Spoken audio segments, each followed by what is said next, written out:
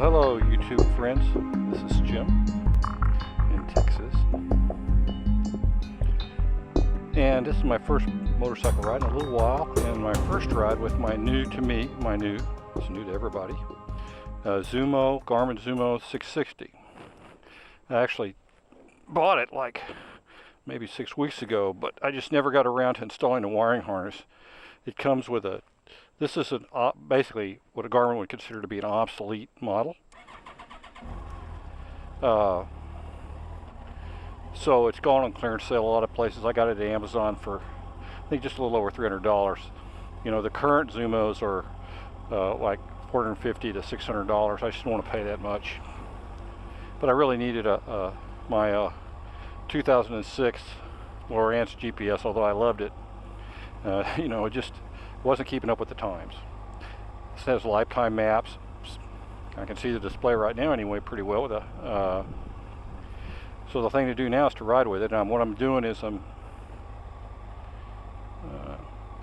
going to ride to a place where I've never been before, not far away. It's a place called Georgetown, Texas, which is what, 20 miles up north of Austin, or North Austin where I am anyway.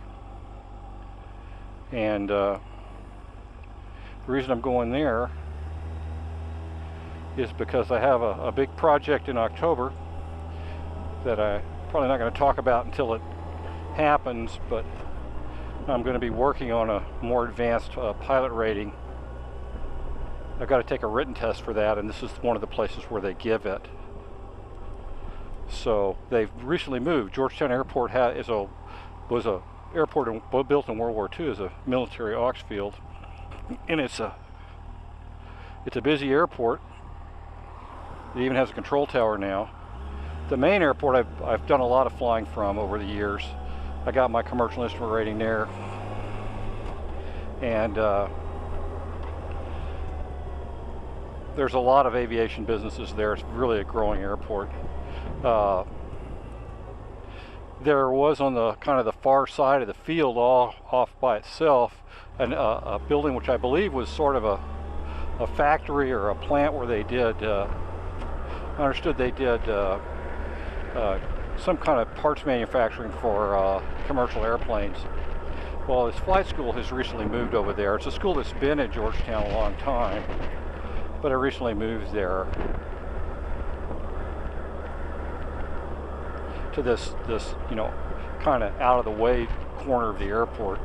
And I think to get there you got to go through a residential area, so this will be a good test to see whether this guy can do it. Now, I didn't set him to avoid toll roads, I don't think, but I don't want to go on the toll road, so we'll see what he says to do.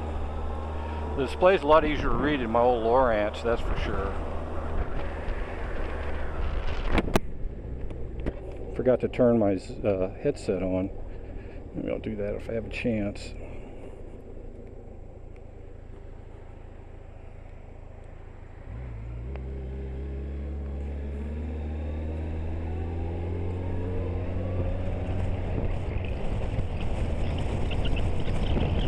I forgot to check the tire pressure. I haven't checked the tire pressure in like 2 months. I hope I don't blow up because of that.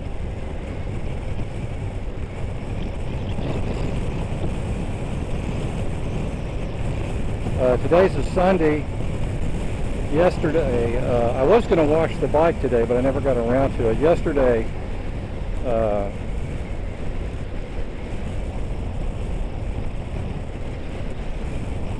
I'm taking something called a nano degree, which is from one of these massive online colleges things. It's not accredited in the academic sense. Yeah, I think he wants to take me. I think you'll see what he's doing. I'm talking about Garmin here. But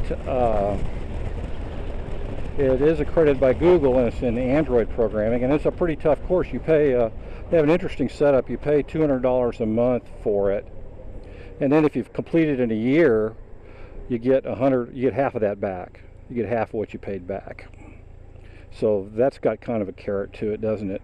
But I'm just thoroughly enjoying it. I've been doing Android programming on and off for about the last 2 years where I work, and from talking to the company family there, it looks like there's going to be a lot more of that.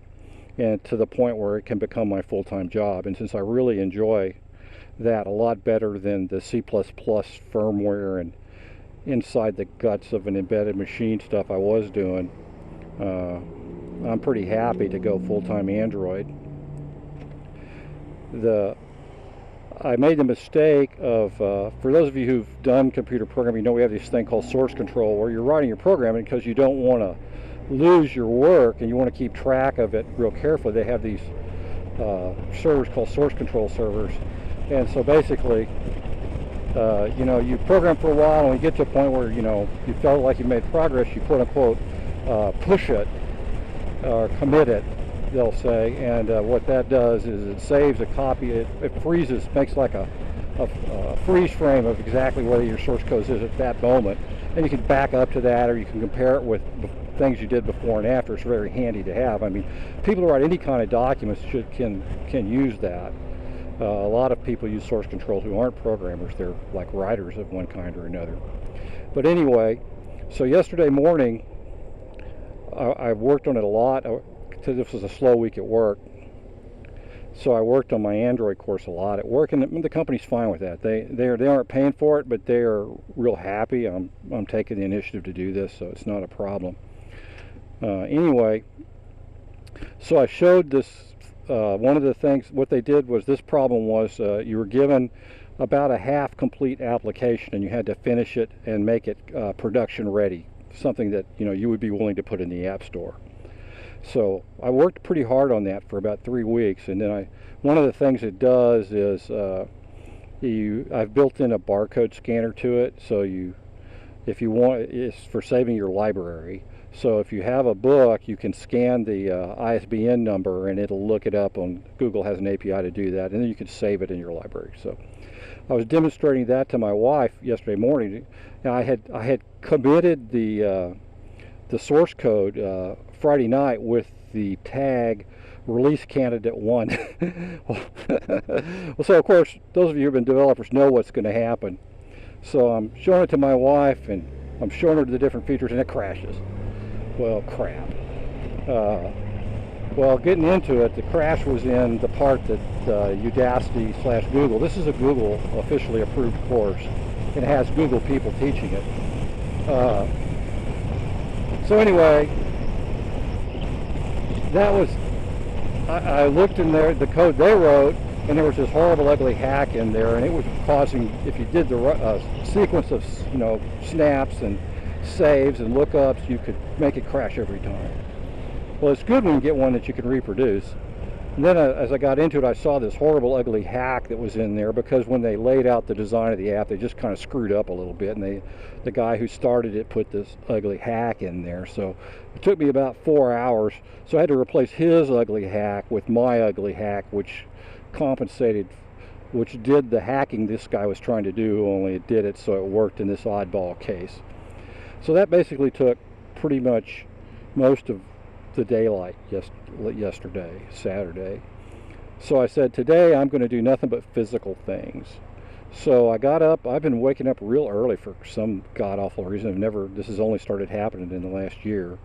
So I actually woke up about 6:30, and I kind of laid in bed until about close to 7, and I got up, and we can't wash our cars in Austin.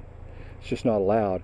But we own a commercial building in Leander, which is a little village about 10 miles north of us, and so that has a hose. So I went there and washed my car. I'm so proud of that new Honda. I'm really liking it. Then I came back. So then I watched the MotoGP. God, it was good. This is the Aragon MotoGP. Marquez crashed out, I think, on the second lap. You know, that guy is like, you know, he's just so close to the edge all the time, and he's kind of so super hyper aggressive that every now and then he writes a check that his motorcycle can't cash, and that's what happened. So at that point, Lorenzo, who had jumped ahead like he often does at the start, I mean, the guy is really, really good at the starts, better than anybody else. And poor old Rossi was back in like 6th. I guess he didn't have a very good qualifying this time.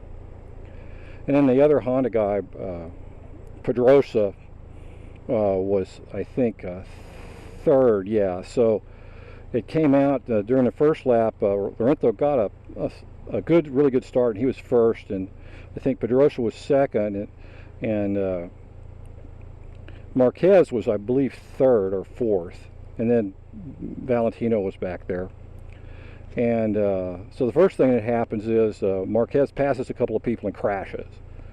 So at that point, you've got Lorenzo, who's starting to run away.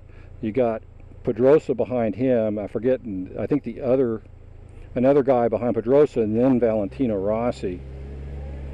So it doesn't take too long before Rossi's up behind Pedrosa. And I'm thinking, and I think all of us Rossi fans are thinking, okay, you know, nobody can catch Lorenzo now. He's run away. But Rossi will be second since he's already leading in World Championship points. Let's raise the window. Since Rossi's already leading in World Championship points, you know, this will kind of cement his lead over his teammate Jorge. And, you know, everybody loves Rossi. So everybody wants Rossi to win, even though Jorge Lorenzo is like a fantastic rider. Heck, the last guy, rider number 18 of 18 in a MotoGP, is a fantastic rider. Now, there's a little trick here. See if he knows to put me up on the ramp here. No, he doesn't know it. He thinks this is a toll road, but it's not. It's just a bypass. I'm a little disappointed, Garmin, that you didn't know this. So where were we? Anyways, so Pedrosa gets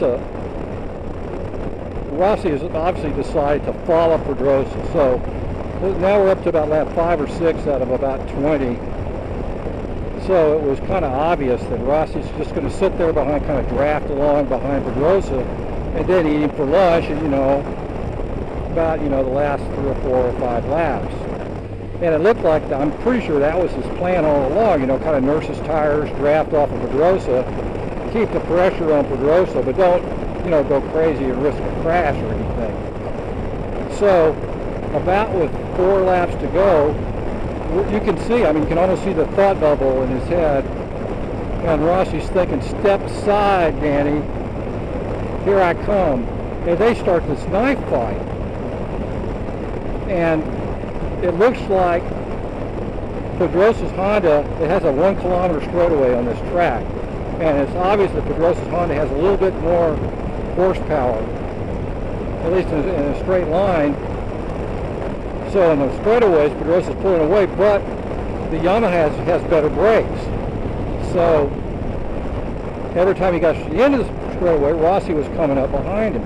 And they get basically, you know, less than a bike lead between them. And they start this knife fight. And I think 3 or 4 times, Rossi passes Pedrosa, and you're thinking, okay, good, the world is as it should be. Rossi will be world champion for the 8th time.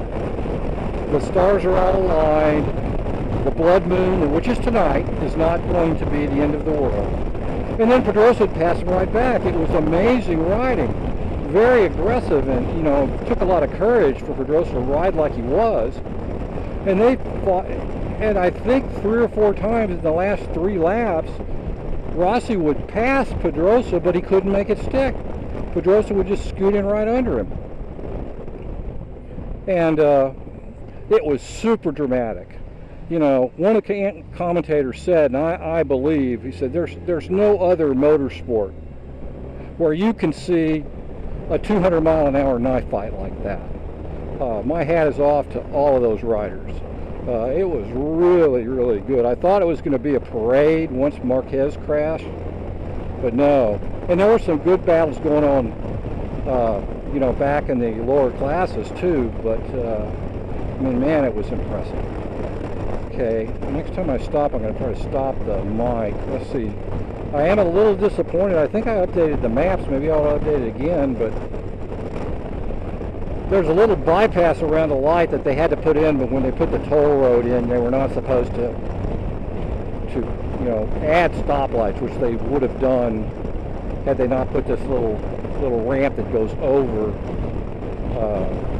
the stoplight. Garmin here didn't know that, which kind of surprises me. I do like the visibility. I wish the speed was a little bit higher. The speedometer was a little bit bigger, I should say. Maybe there's a way to do that. Because the Yamaha speedometer on this bike is A, hard to read, and B, not very accurate. Okay, good, a red light. I'm going to turn it off, and I'll turn it back on and wrap up this review later.